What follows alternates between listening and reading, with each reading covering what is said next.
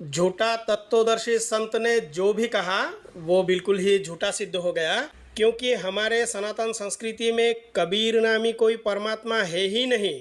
भाई हमारे यहाँ कहा गया है, मनुष्य को जब सत्य और असत्य, नित्य तथा अनित्य का ज्ञान अपने विवेक बुद्धि से हो जाता है, तो ऐसे विवेकी जन इस लोक तथा परलोक के भोगों के प्रति निष्प्रिय हो जाते हैं। उनकी उन भोगों में कोई रुचि नहीं रहती, ना उनको भोगने की चाह ही होती है। उन्हें वे तुच्छ समझकर उस परमानंद स्वरूप ब्रह्म की ही चाह करते हैं। और रामपाल जी ने किसको चाहा? कबीर परमात्मा को, जो बिल्कुल ही झूठ है। अगर रामपाल जी अपने संप्रदाय के पुस्तक से कबीर परमात्मा को दिखाते तो आज हम भी नहीं बोलते। भाई रामपाल जी को किसने कहा था हमारे सनातन ग्रंथों से कबीर परमात्मा को दिखाने के लिए? और फर्जी दीक्षा देके लोगों को इतना गुमराह किया।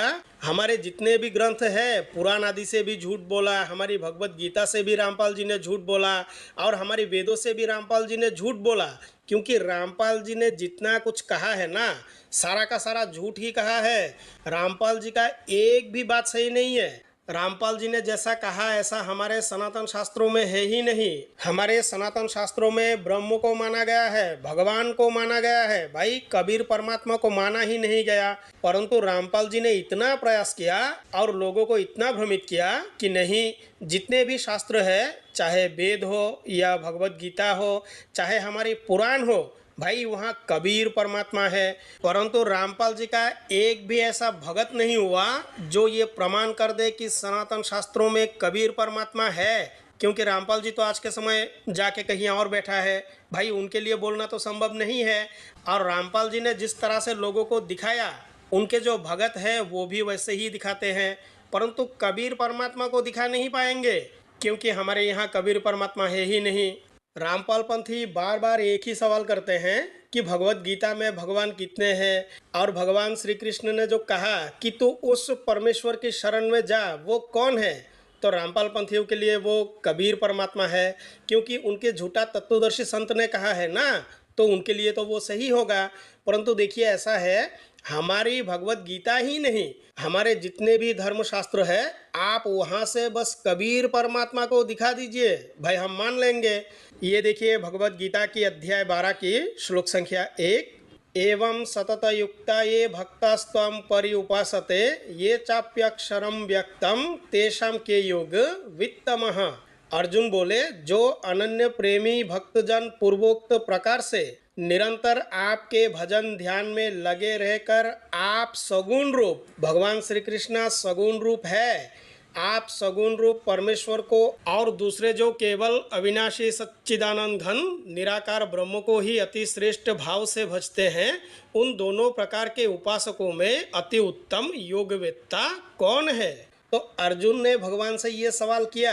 देखो भगवत गीता में भगवान के दो स्वरूप हमें दिखाई देता है, एक निर्गुण निराकार और एक है सगुण साकार।